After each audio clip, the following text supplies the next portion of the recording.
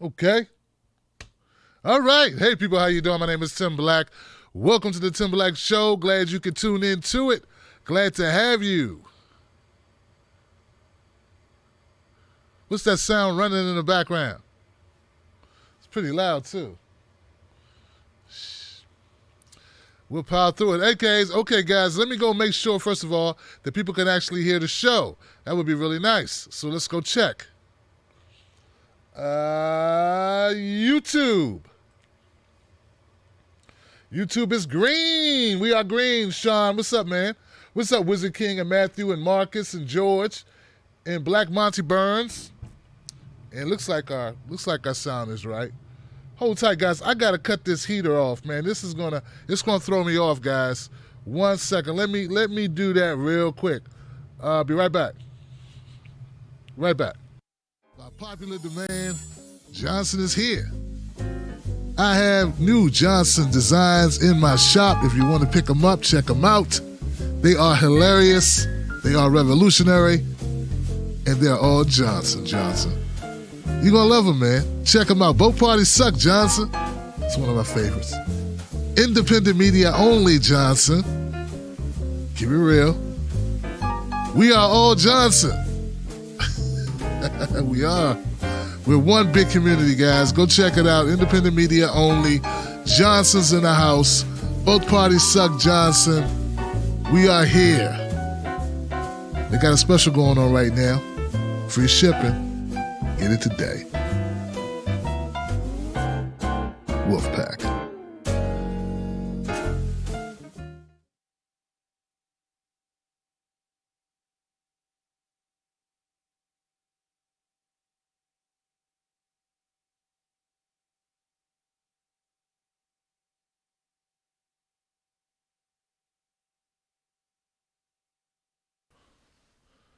Seems like a small thing, but it's a big thing.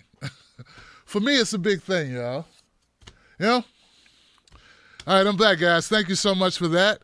And look, we got the first commercial out the way, right out the gate. So Facebook we were checking Facebook, right? We were checking YouTube. Yeah, what's up, BMC Falls, the Johnson Party with Black Monty and Brian Crosby and Eric and Tracy Navarro and Johnny Walsh and Antonio T. Thank you, Antonio. Mr. O'Haron and Burnt Out One and Wizard King and Janina Carter. Welcome, Janina Carter. Glad to have you. And Jillian Love, Paul Roper. Gangyism. Gangyism here. Sean, man, what's up, man? Sean, you my brother now. Thank you, man. And everybody, thank you so much. Tony DeMayo. Don't forget, guys, Super Chat is open. You got some comments or things you want me to read out to the airwaves, I will definitely do it. We appreciate you supporting the show, my people on YouTube. Also, let me tell my people on Facebook. People on Facebook, one of my moderators and admins for the Tim Black Speak On the Group, Buck, he said, make sure people know that when things get dicey on Facebook, you can always go to YouTube. So there's a link here for you to click if you want to go to YouTube and watch the show. Same show. It's just on YouTube. That's only when the show is live now, okay? So right now, if you know the speeds were bad, you could go there. So thank you, Buck, and thank you, Joy, for the Tim Black Speak On It group.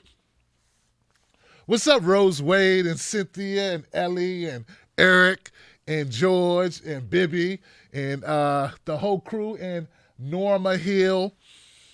Yeah, thank you so much, guys, for being here. I appreciate you. You know, what's up, Dove? Oh, no, Dave and Zara and Jamila and Judy and Odette. Nessa, where you at, Nessa? See, I start calling people now. I start doing a roll call because I know people, you know. Be like, where you at, Nessa? Where you at, Steve? Wolf Brandt? What's up, Curl and Scott?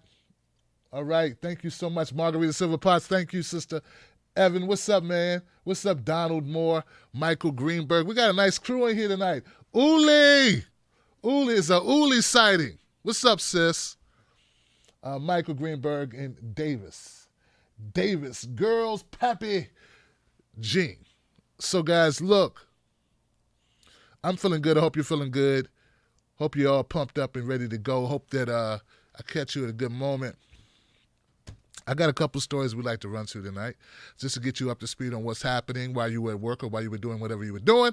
This is what we do here on the Tim Black Show. Remember, this show is brought to you by you. It's not brought to you by the DNC or the GOP or any other organizations. It's brought to you by hardworking people who happen to want to not watch that stuff where people lie to them. And we're going to do it right. So check this out, guys. Turns out that the establishment is not very happy with the candidates that they are running who are trying to stop Bernie from getting the nomination. I mean, you are never going to hear that on mainstream TV. You will never hear that statement. Let me say it one more time because it's so foreign and yet so real. It appears, based on our news cycle, that the establishment is not very happy with the string of candidates that they've lined up together, all to stop Bernie Sanders. It seems like the momentum to stop him has not been sufficiently opposed to him in a way that would make it mathematically impossible for him to get the nomination. I know this because they're still throwing bodies at the problem. And they'll never understand that the problem is that they don't have the policies that make people excited. No, they don't. So the best evidence of that right now, guys, is Deval Patrick. Deval Patrick may be entering the race. Now, Michael Bloomberg and Deval Patrick, put both of them together, you got yourself an establishment, the last death throes of an establishment going bye-bye. You got, like, you know, as life leaves the body's nerve endings are still twitching. You know? I know it's morbid, but it's funny in a way. All right? You're not here to feel it. It's still twitching. So right now the DNC's like this. You know, it's doing that, you know, boo, you know, on you. That's what Deval Patrick is. He's the death throw of a dead DNC. It's what Michael Bloomberg is. He's the last kick of the rotting detritus corpse as it begins to, you know,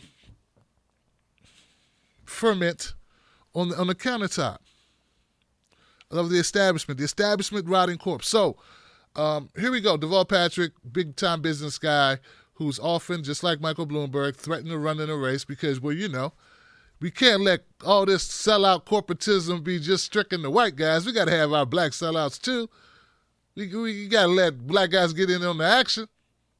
Here goes a clip about Deval Patrick joining the race. It's a humdinger.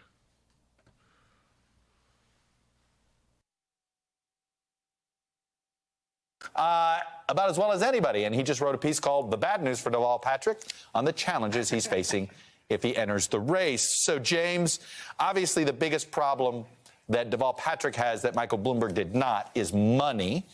But more importantly, filing deadlines are coming to a close. He already missed Alabama. That matters for Super Tuesday delegates. Arkansas is literally in about an hour here, I believe, a little less so. New Hampshire's on Friday. California, November 26th. Is Deval Patrick going to file in at least 2 of those 4 states? It looks like it. I was talking to a number of aides today.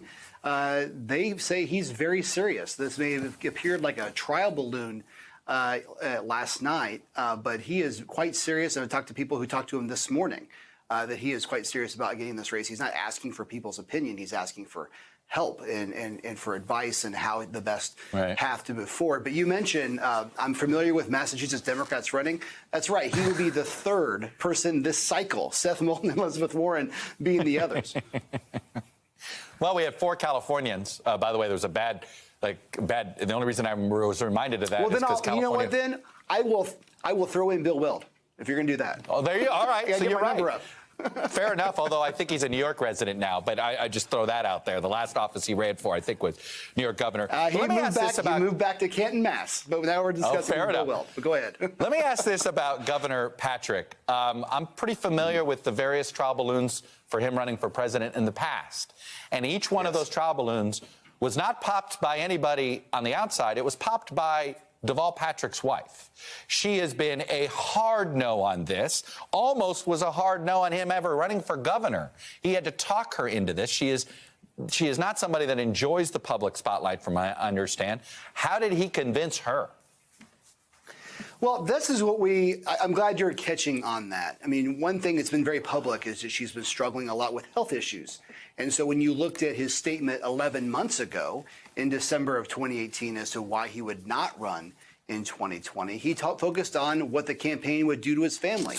Now that he appears to be close to jumping in the race this time, you'd have to think the number one key thing that's changed has been his family.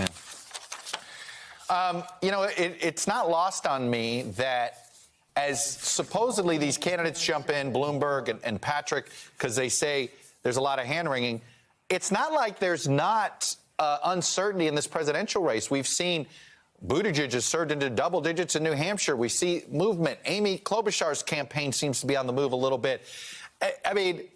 Bloomberg and Patrick are acting as if it's already Warren, and when clearly the voters haven't. And they both talk about Joe Biden, and in the most recent New Hampshire poll, who's leading? Joe Biden. That's right. There's a lot of fluidity going on in that top tier. The drop of Joe Biden has been slowly happening, but the bottom has certainly not fallen off, and it's not. I can't listen to much more of that. I'm sorry, guys. It's just there's nothing there to listen to. I mean, okay, you got the crux of it. You get the idea, right? This is Deval Patrick character. This guy's a big money guy, worked in Bain Capital, governor of Massachusetts, 07 to 15. He took over for Mitt Romney, where he succeeded Mitt Romney when Mitt Romney stepped down to get beat by Obama in 08. So, well, whatever, right? No, because Obama beat him in 12. So I don't know what Mitt Romney was doing between the times. But anyway, so Deval Patrick, he's just another corporate tool, man. This is what he is. He made a lot of money, Harvard grad school, Harvard law school. Sounds a lot like Obama, but a little bit older. Probably has an axe to grind about the fact that maybe Obama stepped in front of him, took the ball, took it to the house. That type of thing. Look, so here we go. This is the thing about it that's so clear. At this point, there are deadlines that you need to meet in order to file to run, right? So Alabama's one. There's another key state. I think they mentioned it. I forgot what it was. But if he doesn't file tonight, he's going to miss at least 2 states, which only brings to mind the fact that these folks that are getting in at this point, they're not getting in to win. Bloomberg isn't getting in to win. He's getting in to stop someone else from winning. Deval Patrick isn't getting in to win. He's getting in to stop someone else from winning. Now, they love to say they want to stop Elizabeth Warren. If you learn nothing else from watching some of my content as of late regarding Elizabeth Warren, you know that to be a big crock of dog doo. You need to walk your doggy. They're getting in to stop Bernie Sanders.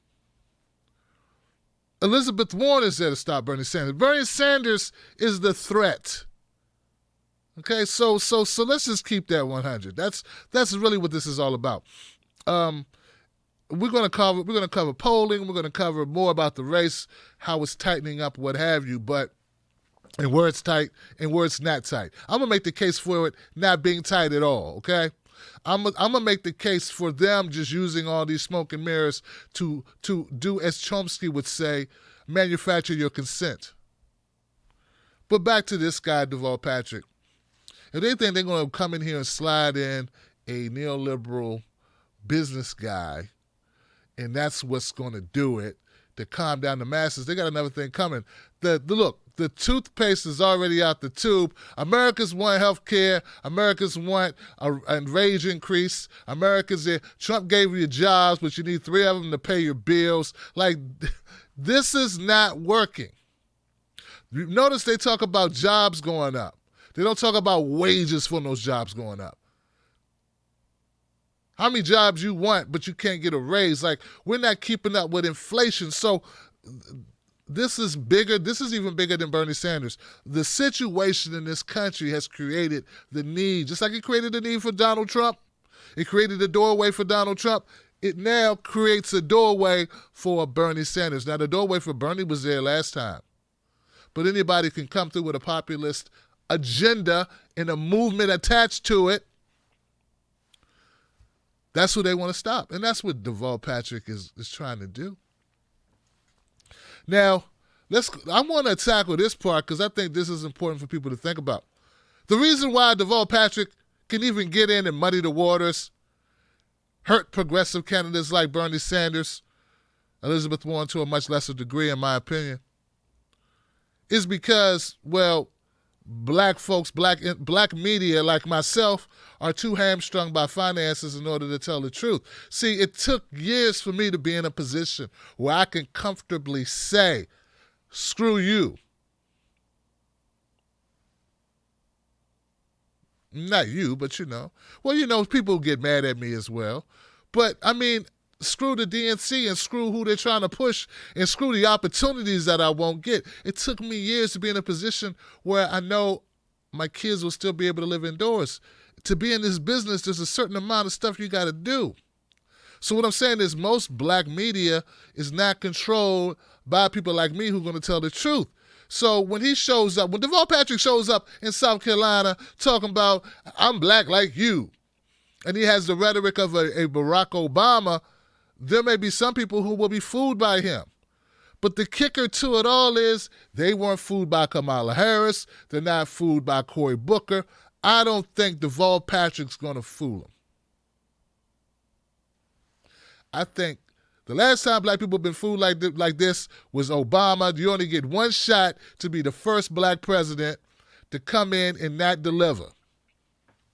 And then make black people feel bad for even asking for stuff. So this is the deal, guys. We have to understand how the Democratic Party wins elections, how they lose elections. Deval Patrick is being put in for a reason. It's to divert attention away and offer a stumbling block in order to thwart who? Bernie Sanders. They'll say Elizabeth Warren. Elizabeth Warren is code for Bernie Sanders. When you hear them say Elizabeth Warren, what do they mean? Bernie Sanders. The way that we combat that is we don't give them South Carolina. We don't give them the neck of the black community. We fight back, and that's what I intend to do. That's my job. That's my purpose here. And it's your purpose as well, Wolfpack, because we do this as a team, because we see what they're trying to do. Deval Patrick's not in this race to win this race. He's winning it to take it from the progressives. And we ain't going to let them do it. Wolfpack, stand up. Let's get them. Let's get them. I mean it, man. We gotta be ready to fight for it. All right. So Deval Patrick, okay, whatever, guy. Next, another person in this race. And look, Deval Patrick's not officially in the race, but he's talking about running. He always talks about. He's been talking about running every 4 years. He's talking about running. Okay, so. Somebody who is actually running, who shouldn't be running, is Joe Biden. Now, let's table for a minute. Forget for a moment that Joe Biden's a horrible campaigner, that he's not good on the stump. He's not good in the town hall. He's just not good in a lot of things. Except maybe they say one-on-one, he's a pretty good guy. He's a pretty nice guy, pretty relaxing guy, pretty good guy, right? So, okay. But one thing he is he's loosey-goosey with the truth, man. Oh, Joe Biden's loosey-goosey with the truth. It's like he makes stuff up as he goes along.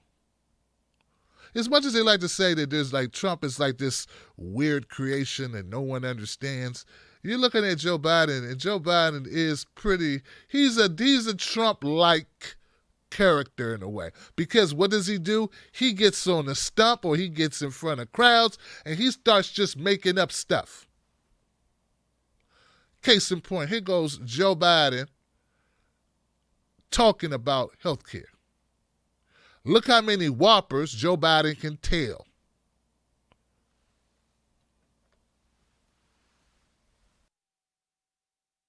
Wealthy and not so wealthy countries have affordable and decent health care comparable to Medicare for all and free or low-cost college tuition. Though one could cherry-pick for health care horror stories, this is irrefutable. Some of the current Democratic candidates endorse similar health and higher education plans. As they explain them, these plans seem doable, and you appear to endorse the goals. Please state the reasons, ideological, logistical, or otherwise, why you won't fully support trying to achieve them. Good question. First and foremost thing we must do in public life is be honest with the public. Bernie's been honest. This is going to cost between $30 and $40 trillion over 10 years. The entire federal budget on a yearly basis is less than it will cost on a yearly basis to provide for Medicare for all, number one. Number two, it in fact, in my view, they all acknowledge that support it. It will take somewhere between 4 and 10 years for it to come into being. People can't wait. I believe the plan I proposed, which is building on Obamacare and providing a public option that is available for anyone, significantly reducing the cost of getting into the exchanges. My plan costs $750 billion, would immediately cover everybody in America, allow you to keep your private plan if you wanted it. If you wanted it.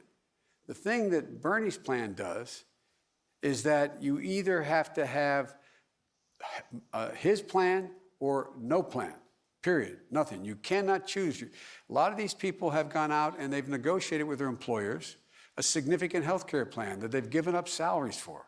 They've given up part of their income for, and they like it.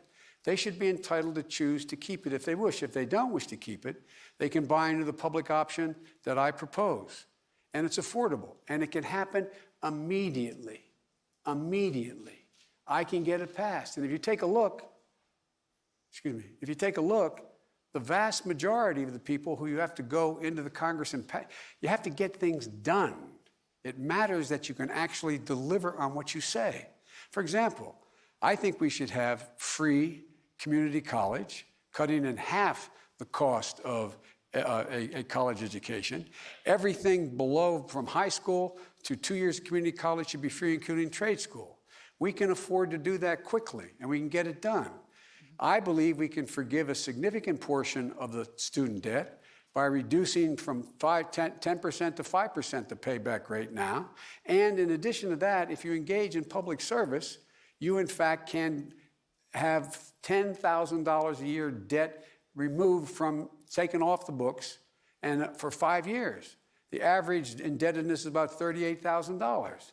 We can do that. But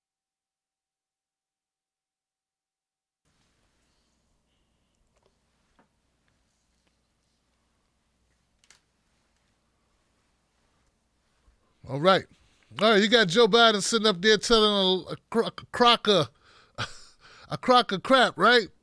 This is exactly what he's doing. He didn't know what to say. He just starts saying stuff. Where's his first lie? Well, first of all, he starts talking about the amount that's going to cost for health care, with Bernie's plan, right? So he says Bernie's honest about how much it's going to cost. It's going to cost $30 to $40 trillion. He said in the first 5-10 years, something like that. You know what Joe Biden leaves out, guys? He leaves out the fact that we determine how much it's going to cost. Like, the estimates that they're making for how much healthcare is going to cost for the government to provide it are kind of not firm, because once you own it, you decide how much it costs. Right? So we decide, we'll set the parameters for what the care is and how much the care costs on an open market. Like, what are you using to decide how much something is? What it is now? Well, once you get rid of administrative costs and overhead and all the crap and the red tape and the unnecessariness of the hoops that we jump through now with our current structure, well, you're cutting out a lot of the fat. See, the other countries that have a single-payer system, their systems don't cost as much as ours. Why is it that they get better health care with less cost?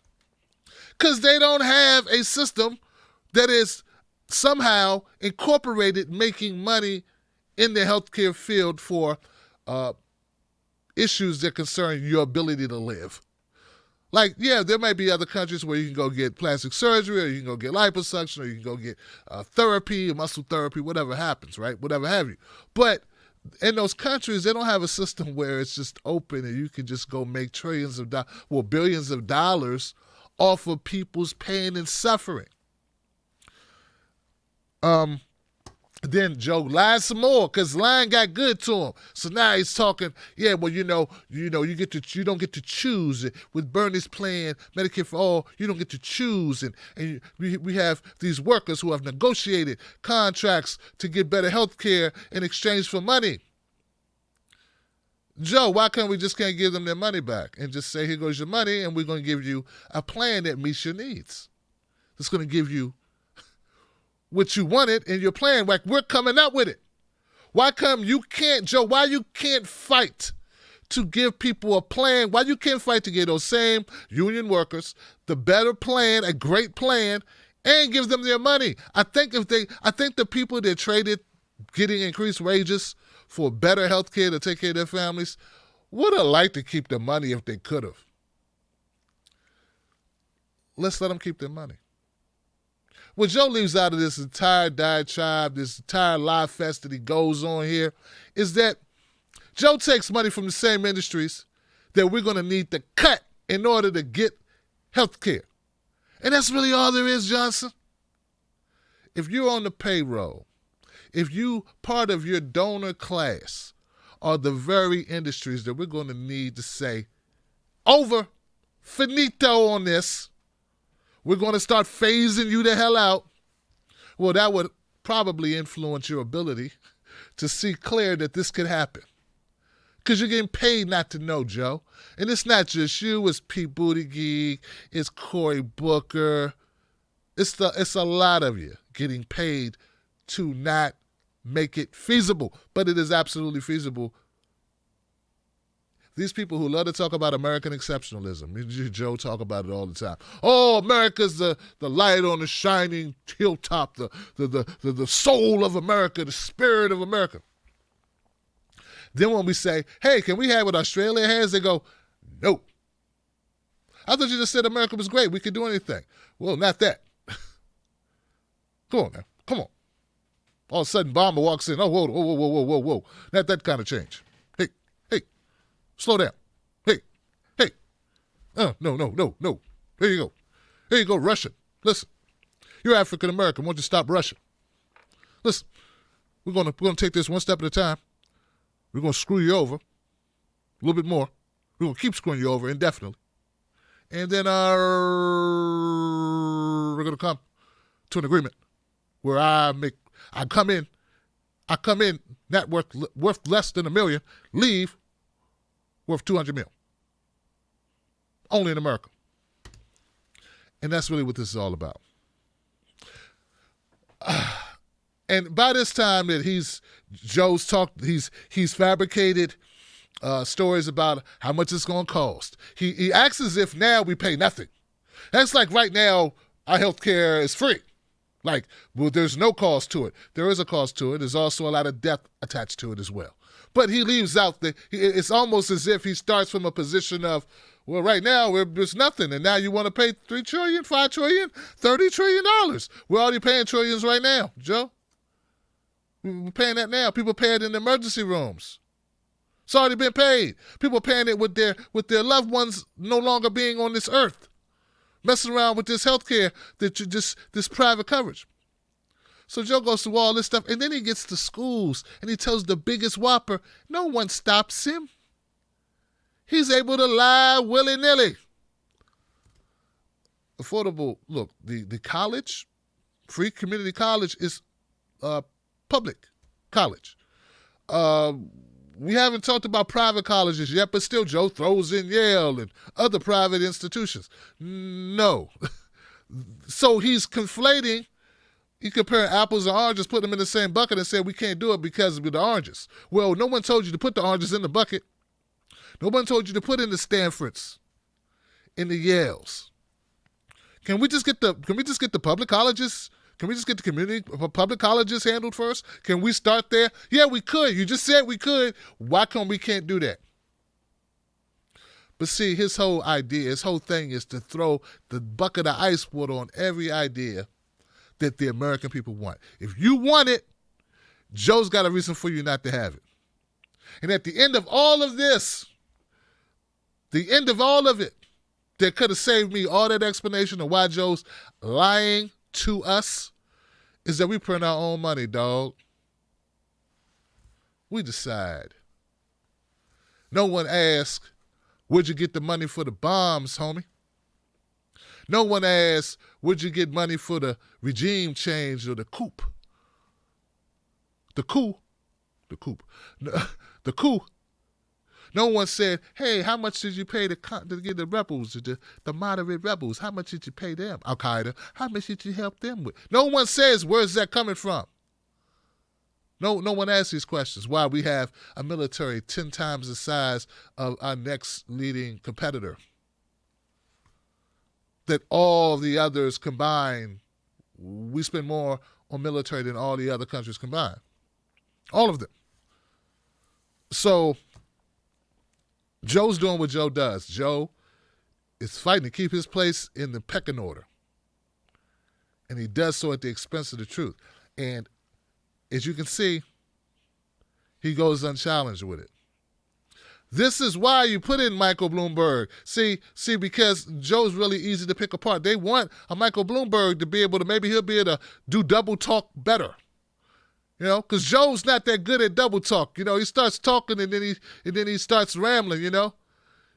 So, Joe, why you say that the colleges, why are you bringing up Yale and Harvard when we're talking about public college and local college and community college? Well, yeah, I understand. Listen, I understand what you're talking about when you talk about public college, because public college is important and we can't provide that. So we got to talk about what we can get done and what we can't get done. See, I remember back in 1982, when there would be a college and we used to go hang out there in front of the malt shop, and then we would have malts and we would talk about what we wanted to be when we grew up, and we would think about all the possibility of America. And then, time's up. Okay, I'm sorry. And then they move on to the next thing. They let Joe slide through. See, they realize we're catching on. We have independent media, because it's not Dana Bash and Aaron Burnett and Chuck Todd and Anderson Cooper calling this stuff out, and Don Lemonhead. They're not calling it out. We're calling it out. Because they'll let Joe Biden make up reality willy-nilly, unchallenged. So now they're hoping that the Deval Patricks and the Michael Bloombergs can slide in and somehow sell us this garbage. The same garbage Amy Klobuchar is selling. They call it pragmatism. I call it Robertism. I call it the fleecing of America, the fleecing of you and I. And that's why we got to fight back. All right, next story.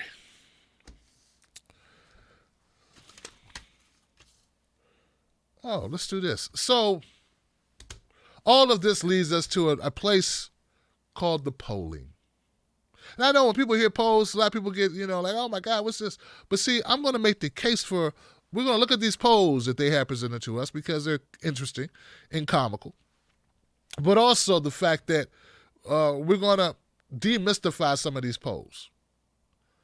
But what you should pay attention to are some of the things that are listed in these polls. I think they are interesting. I think they deserve to be mentioned. And whose names are not listed ranking very highly in these polls. I find it kind of funny. Here goes a clip about the latest polls. I think this is New Hampshire. Could be Iowa. Maybe it's both. Check it out.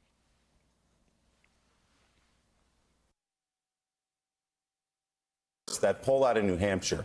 According to the first Quinnipiac University poll in the state, former Vice President Joe Biden narrowly leads with 20% support.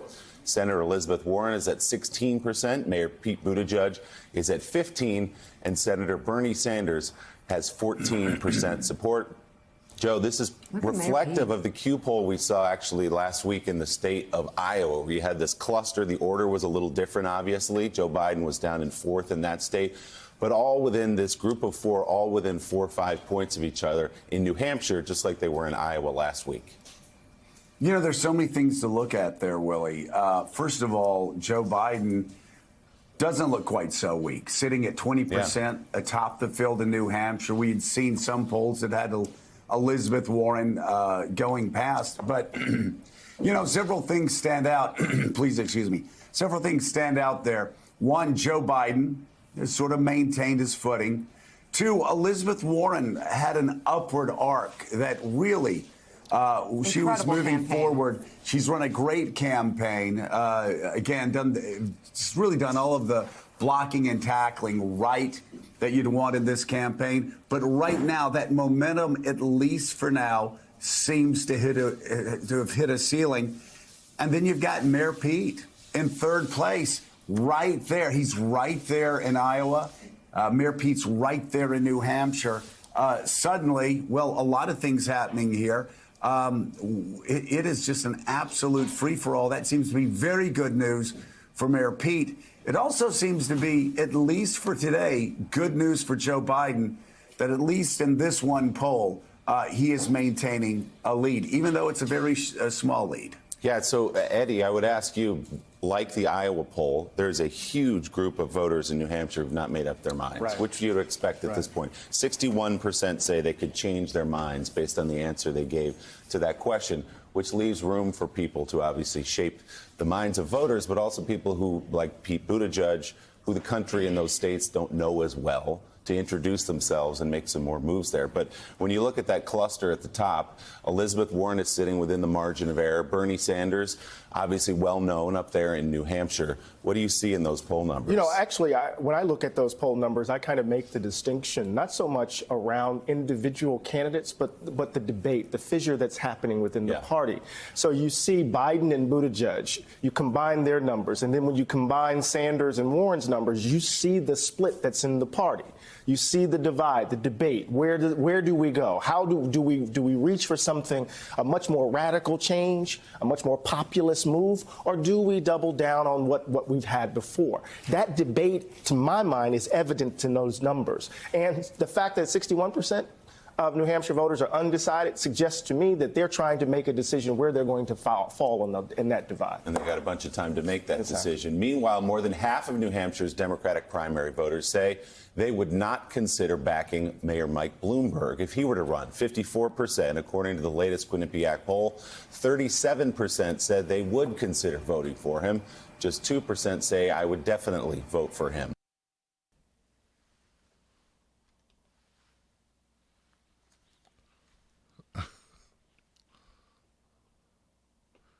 So that's one of the reasons why I wanted to share it with you, because of the way that Eddie, Mr. Glad, I don't know his name, the way he broke it down as far as what you're looking at when you look at these polls, what we're seeing here. And I find it interesting. One thing I find interesting as hell is that Kamala Harris is doing really bad. She's doing so bad she's not even listed in that poll. There wasn't enough room on the screen to put Kamala Harris because she's so low in the polling. And she's polling at like 1 or 2%, y'all. I'm not even joking. And I could have sworn she said she was all in on New Hampshire. She all in on Iowa. Which one she's all in on? Because this looks horrible. I think it's a testament to the fact that the word has gotten out about these candidates.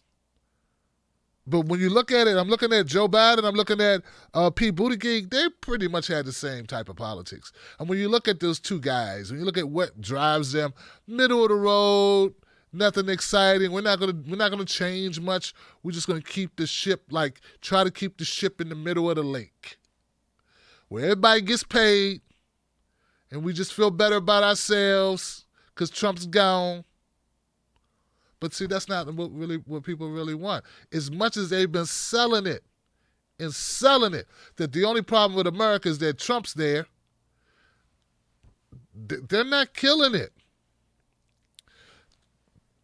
At least not in New Hampshire, 20 points. And look, in Iowa, Joe's not even at the top.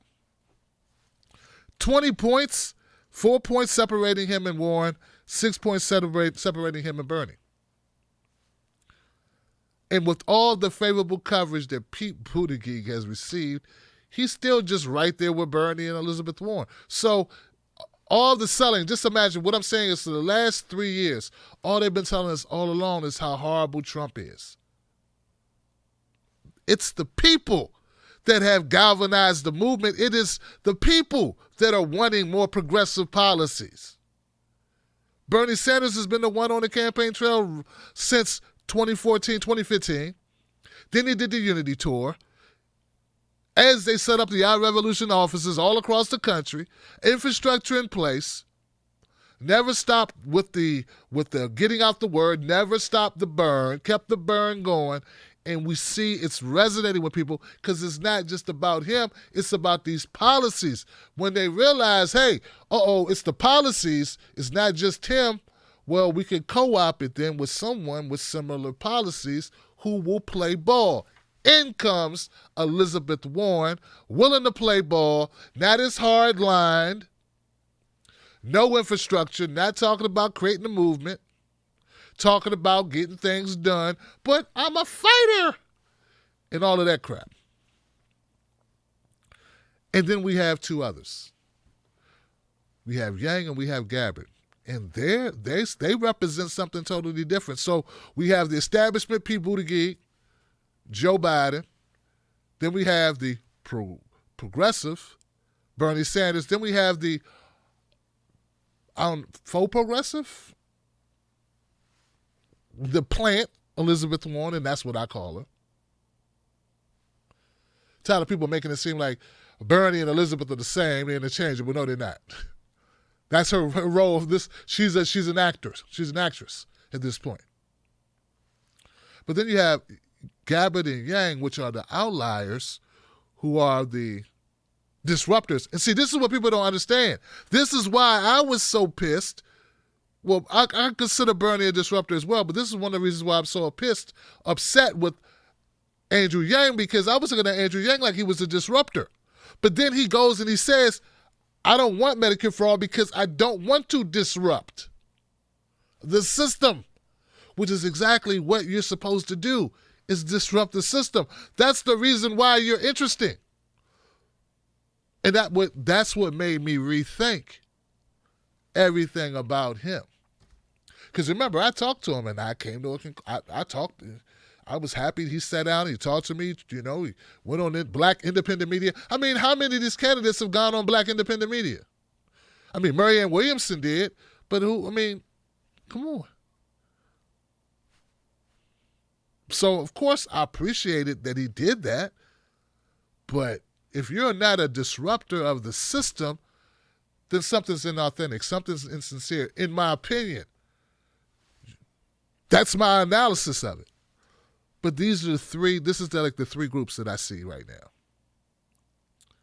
Establishment, progressive. There's really four groups. Progressive. Because Pete doesn't even pretend to be progressive. He realized it was better not to even pretend. It's too much to keep up with. Lies, can't keep all the lies in my head. When I'm talking to the people, I gotta keep the lies straight. It's too much. Going back to my CIA training, I can't keep all the lies in my head. I have to, let me just sell out. Let me just sell out, get the hell out, and not pretend. So he's being himself at this point. And then we have our Hail Mary game changers. Don't put me in a box. Unorthodox, Tulsi Gabbard. Going against America's chief industry, which is war. We have Andrew Yang.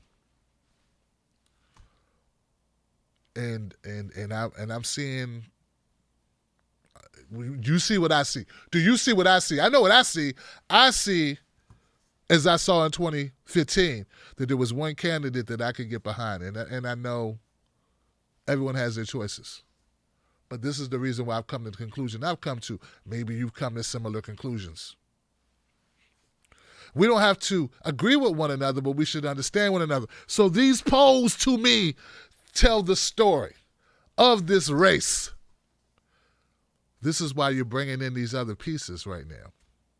This is not about Amy Klobuchar, Amy Crowbar-Jar. It is not about Kamala Harris. She's gone. Forget she's there. She's not there. She's right now saving face until they tell her, pull the plug, sister. And she will. She will pull the plug.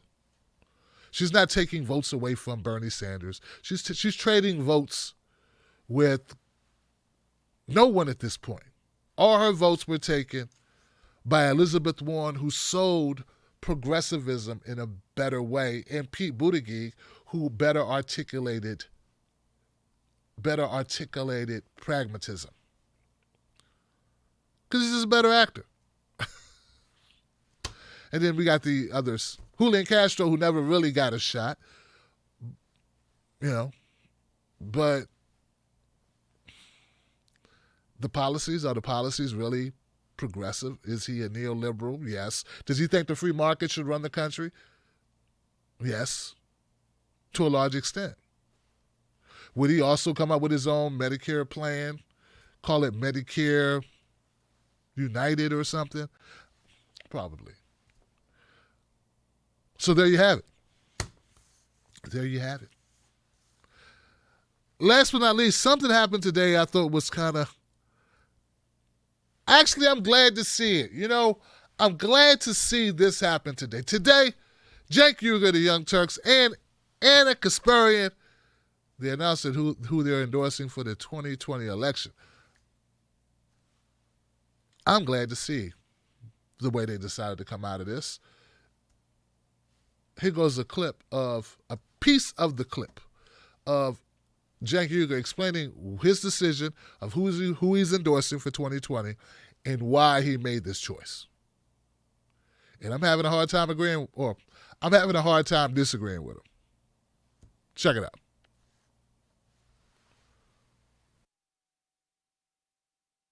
So I think that the Young Turks has been open-minded to all the candidates. We've interviewed more than half the candidates here. We've had amazing conversations with people all across the spectrum, all the way from John Delaney and Tim Ryan to Tulsi Gabbard and Andrew Yang.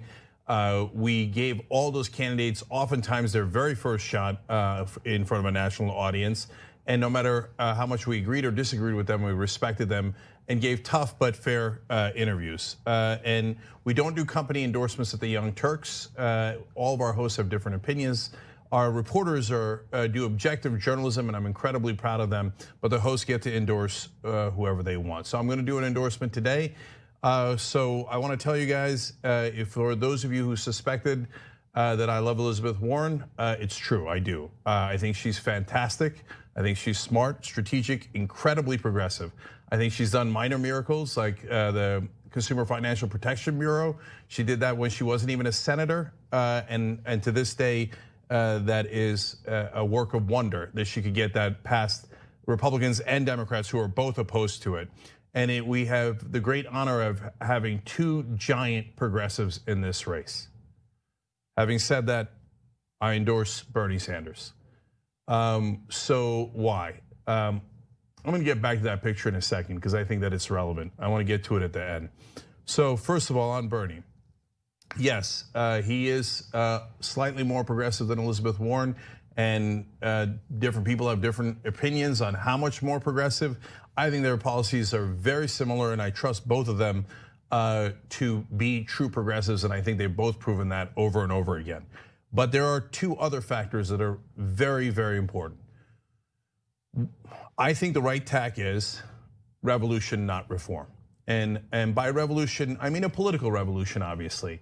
And so I don't want to negotiate with this current system. I think it'll take too long, and I don't think that it's the right strategy. I would like to do a full frontal assault. And I don't say that because it's just in my nature and I want to be aggressive or I want to be a tough guy. No, I think it is the sure path to victory.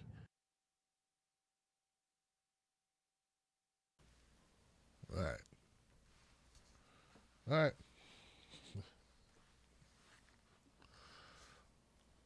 So I'm glad that Cenk Uyghur's decided this, and also there's a clip out there somewhere. I'm sure, maybe it was in this. I didn't watch the whole thing, but my understanding is that Anna Kasparian also did the same thing. She endorsed Bernie Sanders. So I know a lot of people in our space are like, wow, because they were really complimentary of Elizabeth Warren. And even in that clip, Cenk Uyghur's very complimentary of Elizabeth Warren. I don't feel that Elizabeth Warren has earned the right to be included in these conversations as if she is an alternative. And I don't like the framing that they tend to do. But I am good. I feel good about this.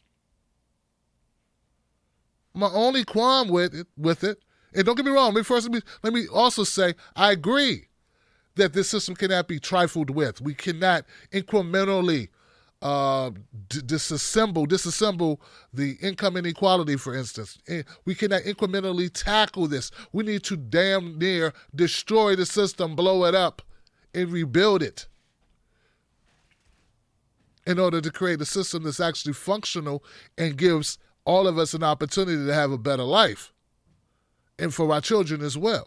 That's what needs to happen, and that's not going to happen by moseying around the mulberry bush.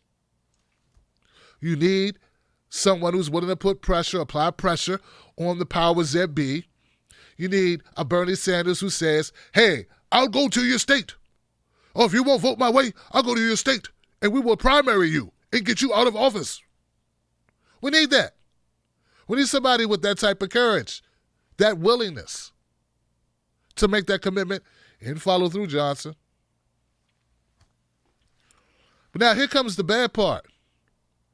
Didn't you guys endorse Bernie last time?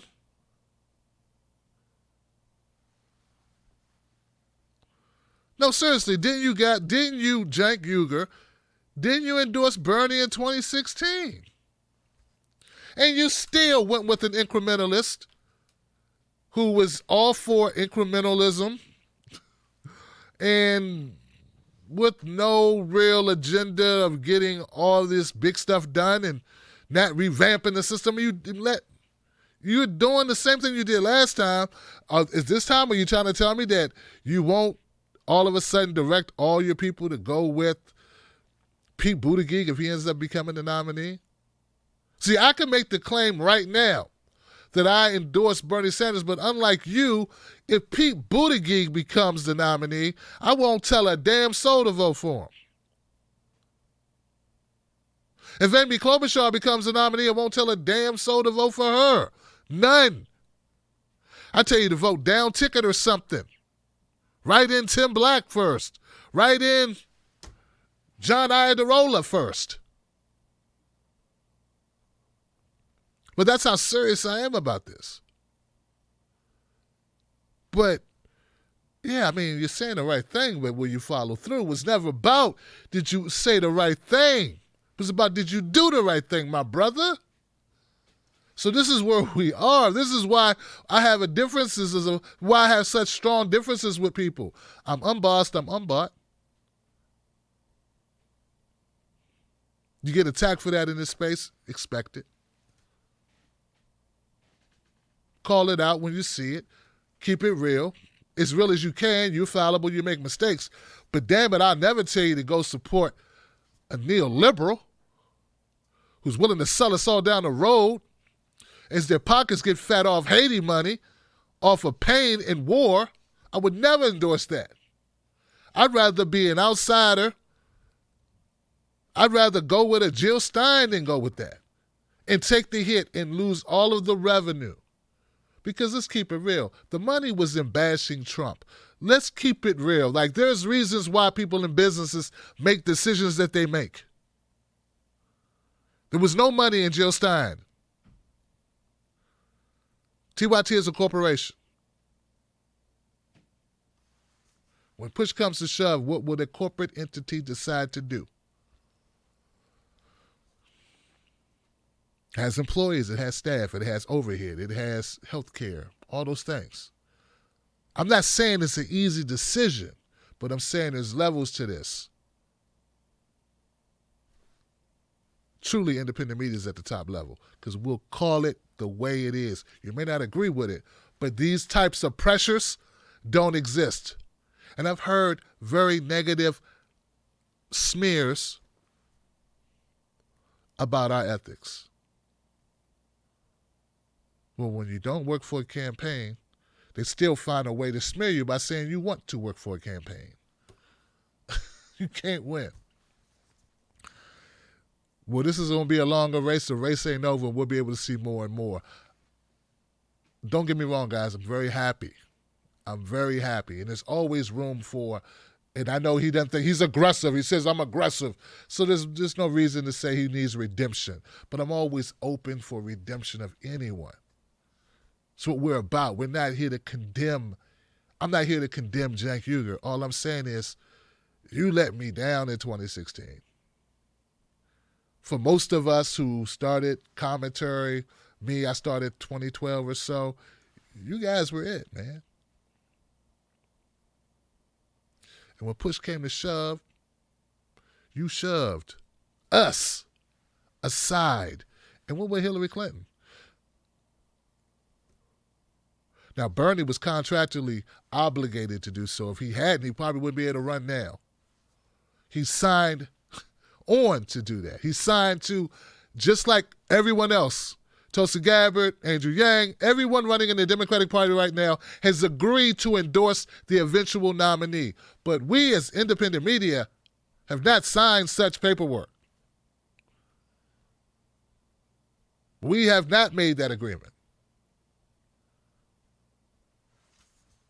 We signed an invisible paperwork with our viewers, with the community, and with this movement that we say we're about. We say that we care about. So for my group, my people, the people that I answer to, the people that keep my show running, the people that support me, the Tim Black Wolf Pack, we stand for something. For each other and for principle. And all that being said, I'm glad to hear you, Cenk. You chose right. Anna Kasparian, you chose right as well. I'm not saying that I'm, anybody other than who I am, just Tim Black. I'm glad you did it. I hope you stick with it this time.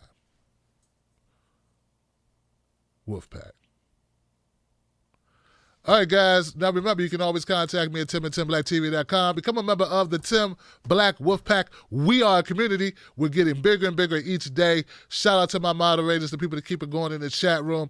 Shout out to even those people that I disagree with. I'm not here to demonize you. We just see it a different way. It's all good as long as you're an honest actor. Follow me at Real Tim Black on Facebook and Twitter. Now, let me go to the comment section and see if there's some comments. I think we had a pretty good show tonight. We got to it. Johnson. Let's see what people have to say.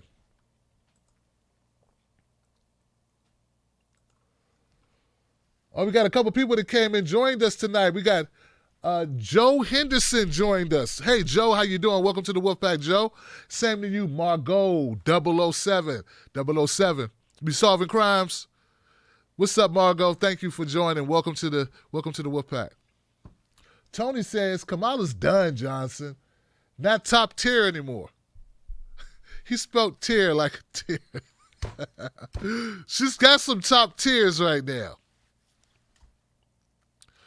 Man, these people, I'm going to tell you, man, this corporate game, Kamala Harris is playing a corporate game her entire career. And there's a ceiling on it as a public individual. Hopefully. Like, you hit a ceiling on it. It's not that she's a woman. It's not that she's a woman of color, in my opinion. I'm going to tell you something. I believe that people are a lot more fair than people give them credit for when it comes down to if you are going to fight for them. If you're going to fight for them, don't nobody care what you look like. If you're going to fight for me, I don't care what you look like, who you date, where you live, where you was born, what color skin your in you have, what kind of music you listen to. Nobody care about that. If you are the person that's going to deliver a better life, if you're going to help their children, if you're going to help put the country in a position where regular folks can do better, I mean, only an idiot, complete idiot, an insane person would be against a person. But you got to articulate that vision, and people have to smell the realness off you. Like, they got to smell the truth off of you. And Kamala Harris does not have that appeal. Thank you, Tony. Eric says, I'm thinking that the strategy for the establishment is to split the vote to keep any candidate from attaining 50% of the delegates in the first round. That could very much be true. In the second round, superdelegates get to screw us again, Johnson. Flip Prop said, loved you on the Hill. This corner of the internet is growing. Ha, you screw Bloomberg. He hates legal weed and large sodas.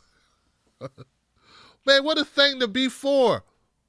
What a thing to like, what an issue to make your issue like soda. Screw you, Bloomberg. He's an effing authoritarian. Yes, he is. But Hidden Talent says, ADOS, FBA, no black agenda, no vote. We don't give a fuck.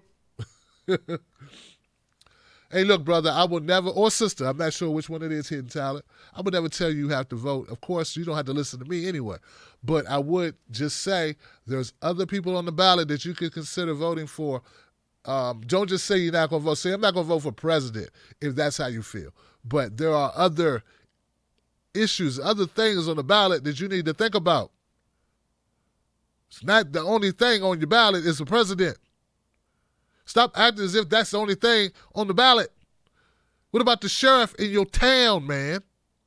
Or woman? Or Johnson? See, that's one of the reasons why I like saying Johnson, because now I don't have to think about what the sex is, because it's a last name, so anybody can be Johnson. But no. I understand. We need to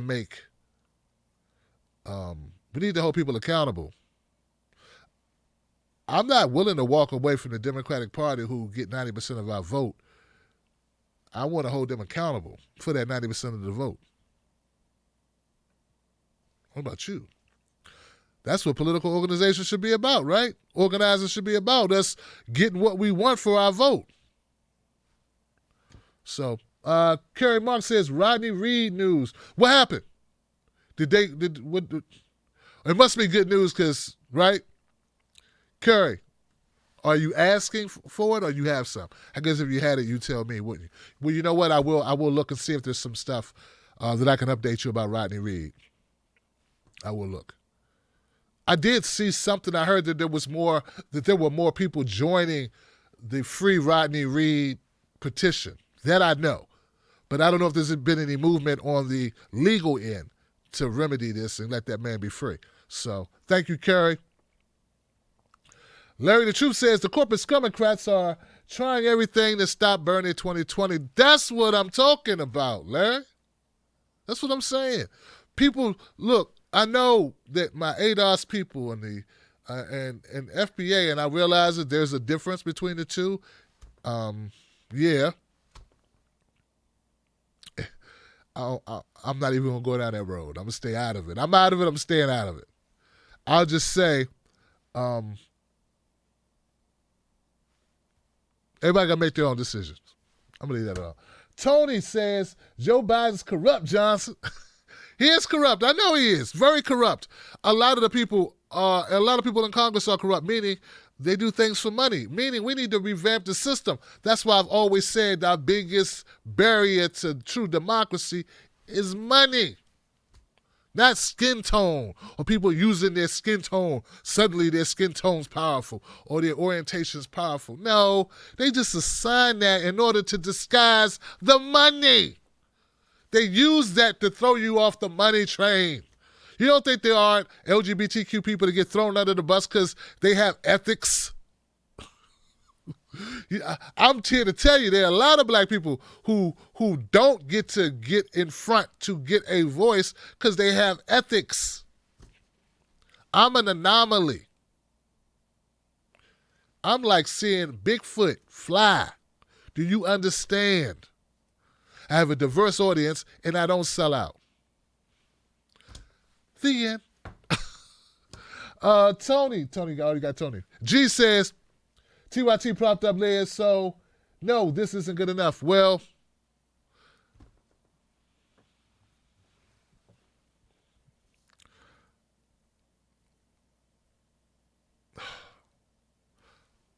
They didn't vote for her.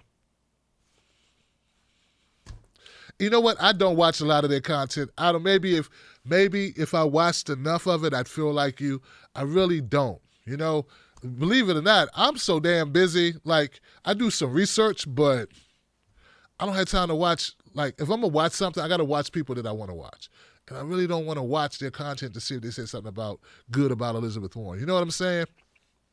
Or if they're doing some horrible analysis that's comparing Bernie and Elizabeth, like I don't devote my time to that, you know, because there's real stuff that I need to be consuming that aid the show I'm trying to give you, and I'm not going to be commenting on other media trying to go against them or whatever, and that's true for Jimmy Dore. Like, I still haven't watched Jimmy Dore's interview with Tulsi Gabbard. I hope it was good, but the people let me know, right? So you're letting me know about the TYT's stuff. People let me know that Tulsi went on the Jimmy Dore show. I haven't heard, like, man, you won't believe what Tulsi Gabbard said. So I don't know what questions were asked because there were no game. I'm not hearing game changers. But nah, I don't watch people's stuff that's kind of like, you know what I mean? You got it. I have a tendency to over-explain. It's a faux pas. New. I no longer support Tulsi. She supports torture. She supports torture?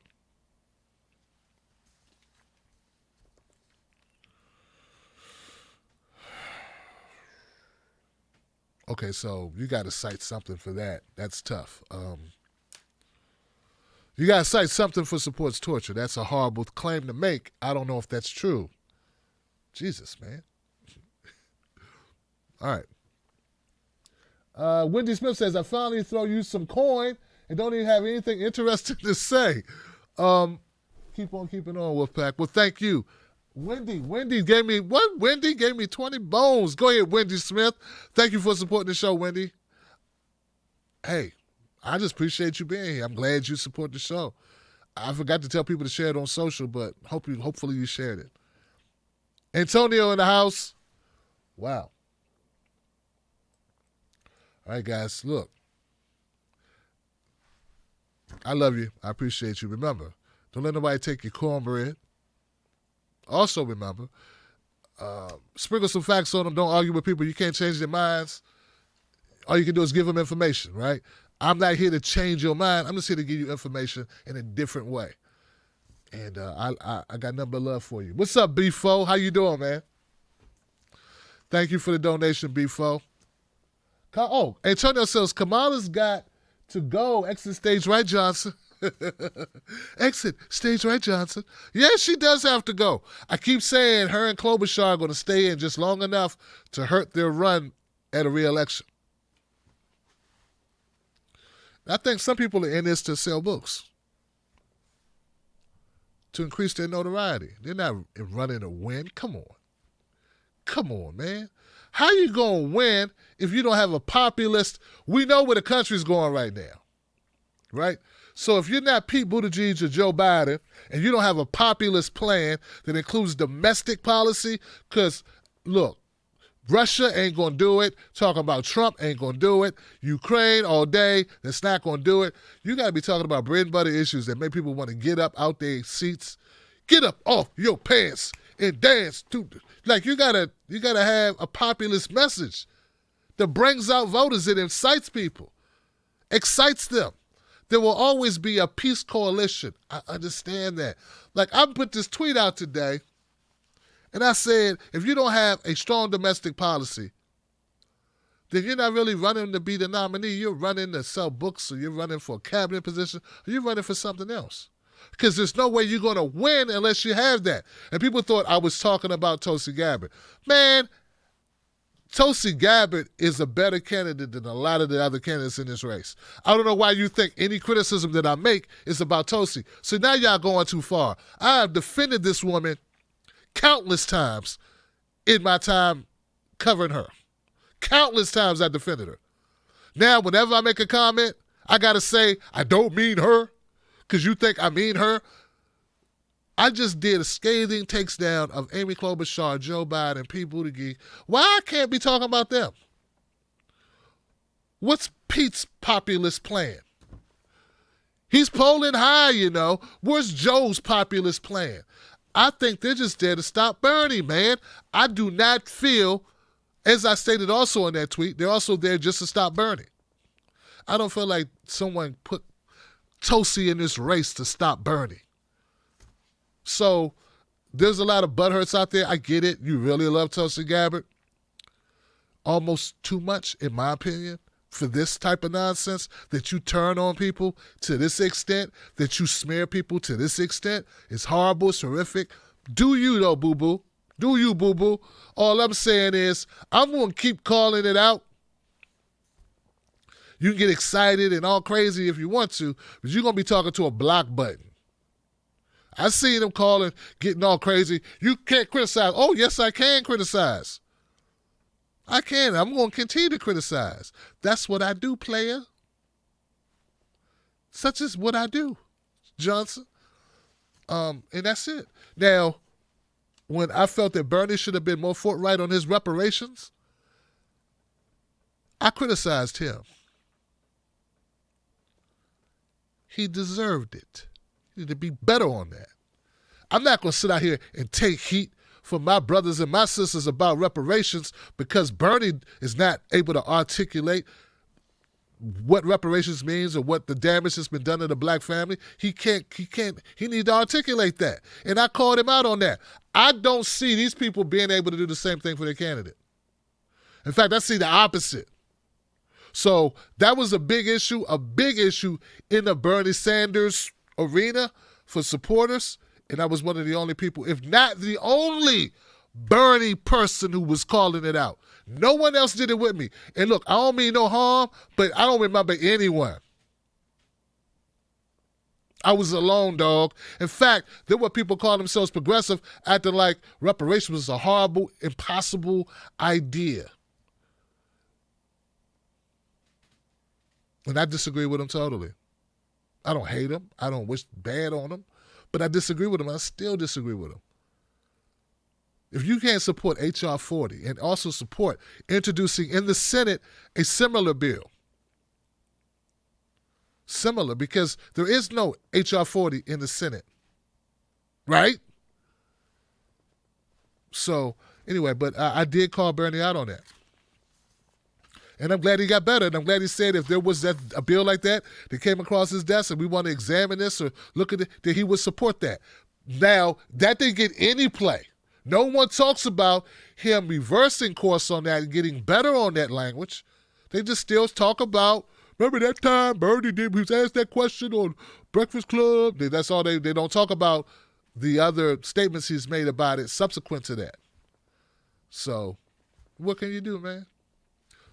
It's what it is. But, you know, I ain't perfect. We know that. You know, we ain't perfect. But we the wolf pack, and we're going to fight for ours. We're going to fight for you, even if you don't want us to. We're going to fight for you.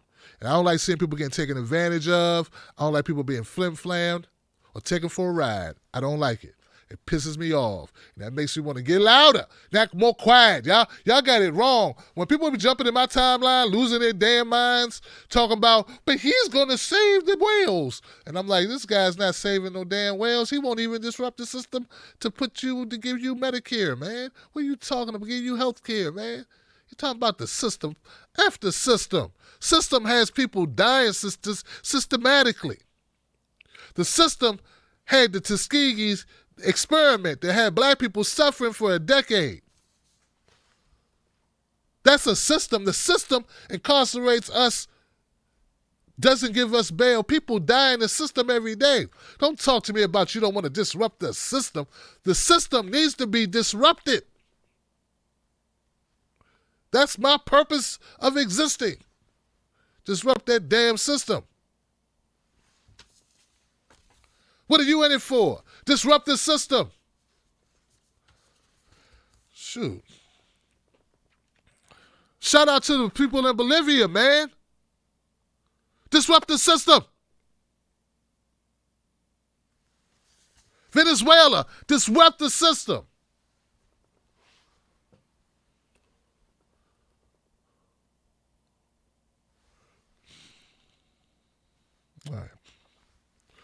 Somebody said something. Natalie Chavez, thank you, Natalie. It just pains me. We got young people should be full of fire that want to change the world, and you walking around going, we shouldn't disrupt the system. What the hell? What? You're supposed to be the change agents.